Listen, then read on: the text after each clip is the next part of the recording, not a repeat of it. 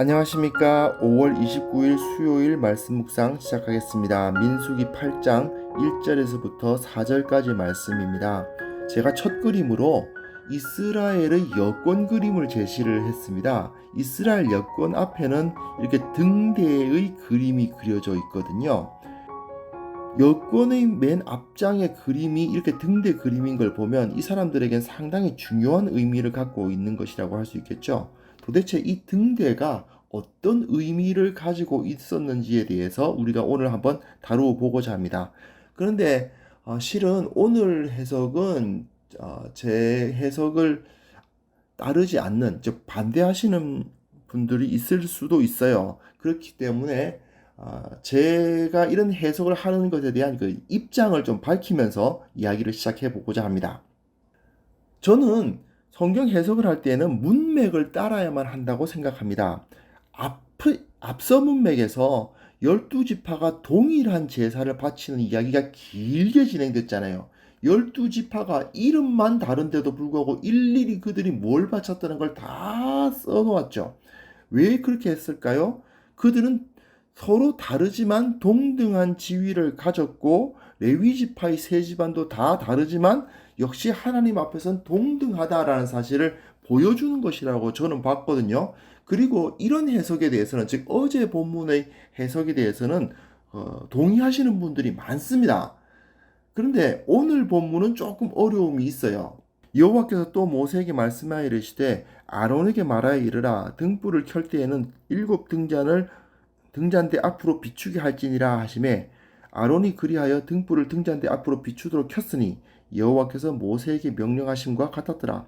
이 등잔대의 제작법은 이러하니 곧 금을 쳐서 만든 것인데 밑판에서 그 꽃까지 쳐서 만든 것이라. 모세가 여호와께서 자기에게 보이신 양식을 따라 이 등잔대를 만들었더라. 여기서 상당히 어려운 부분이 뭐냐면 이 등잔대 앞으로라는 거죠. 등잔대가 히브리어로 메노라인데요. 등잔대 앞으로가 엘물 푸네 함무노라예요.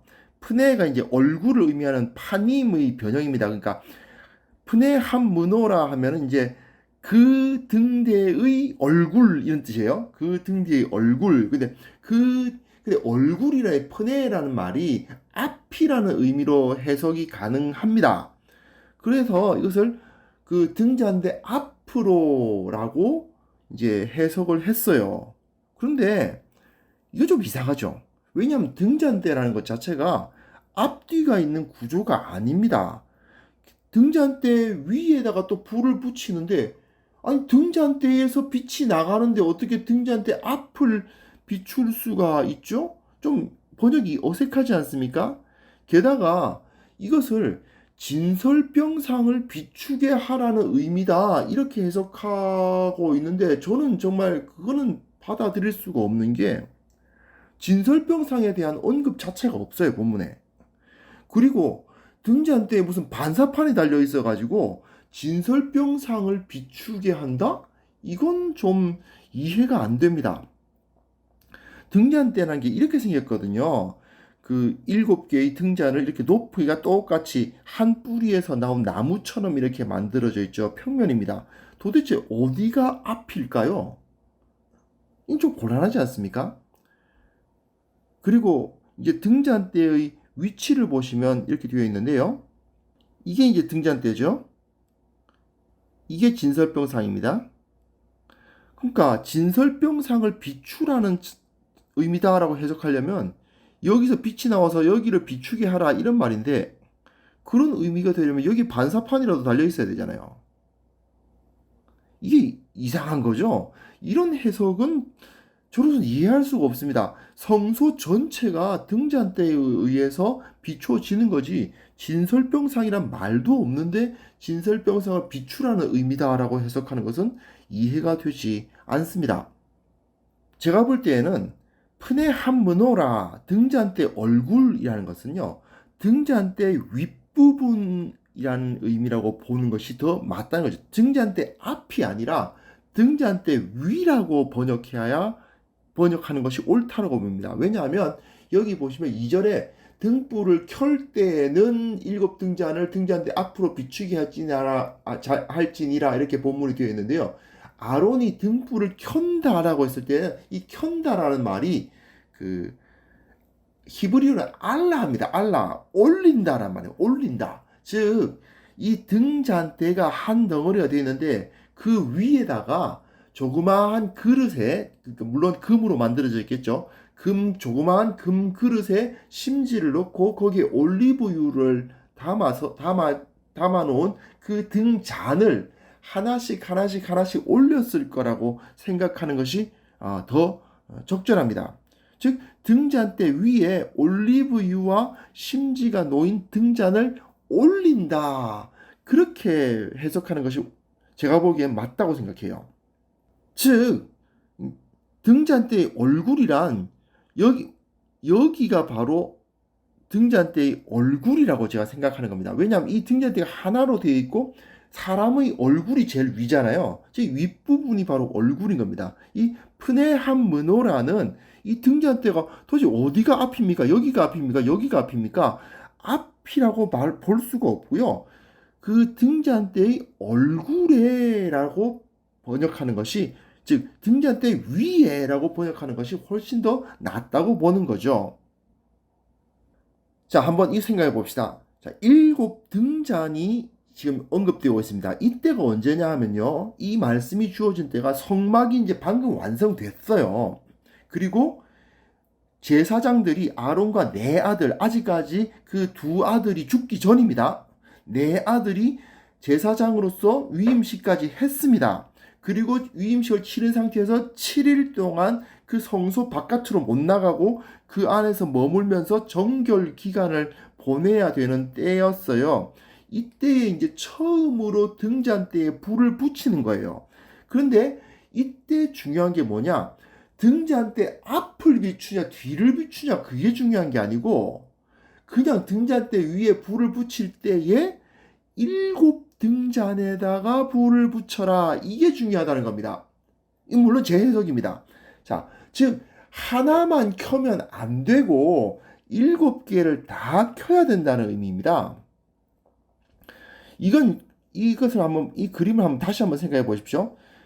한 뿌리를 가진 동등한 등잔들입니다. 하나의 뿌리에서 7개의 가지가 나온 나무와 같은 형상 아닙니까?